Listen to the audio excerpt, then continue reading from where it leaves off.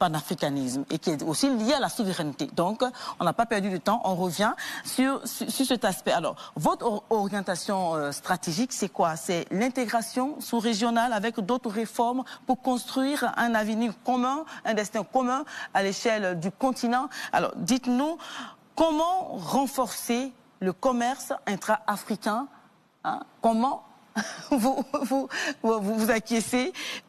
Effectivement, comment donc le faire avec des produits locaux? Comment vous allez y arriver? C'est ce qui se passe aujourd'hui à l'échelle embryonnaire. Notre industrie a pour premier marché les pays membres de l'AES.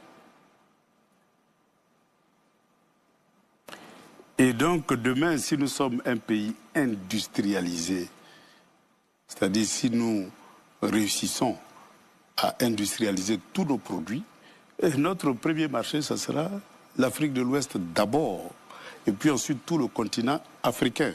C'est là le processus de panafricanisation de notre économie. Tout simplement parce que lorsqu'on le constate, aujourd'hui nous avons quelques industries en Côte d'Ivoire. Quand nous transformons, nous produisons, eh bien on ne va pas vendre en France, parce que ce qu'on produit là, eux ils produisent ça déjà là-bas. On va vendre dans des pays qui ne produisent pas la même chose. Et pour qu'on puisse vendre, il faut être compétitif par rapport à ce qui se fait de l'extérieur.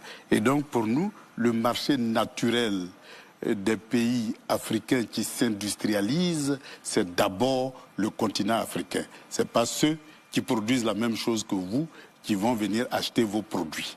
C'est justement dans le processus d'industrialisation du continent africain d'une manière complémentaire qui va favoriser les échanges intra-africains. Comme on est sur la question du panafricanisme, oui, j'ai besoin de comprendre. Dans vos opérations stratégiques, vous proposez une loi cadre sur le panafricanisme. Oui. Et ce soir, moi, j'ai besoin de comprendre. Oui. Le panafricanisme, vous parlez de panafricanisme, vous parlez de construction d'un État démocratique.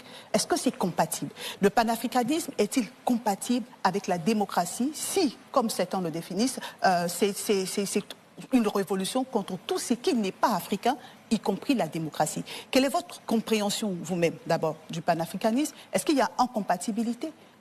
Merci. Incohérence dans votre programme? Je vous ai dit d'entrée de jeu qu'en 2013, les chefs d'État africains ont adopté l'agenda 2063. L'objectif stratégique de cet agenda-là, c'est d'accompagner l'industrialisation des pays africains. Parce que les pays africains, dans le cadre des rapports de production au niveau mondial, ont été consacrés aux matières premières. Et nous avons épuisé cette phase de l'économie des matières premières. Nous devons passer à la seconde phase de l'économie des matières grises, parce qu'on en a suffisamment pour piloter des entreprises et des industries. Et donc, dans ce cadre-là, les chefs d'État ont dit leur premier marché, c'est l'Afrique.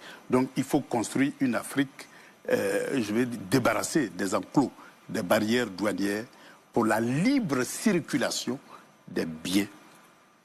La ZLECAf. C'est ça qui a donné naissance à la ZLECAf.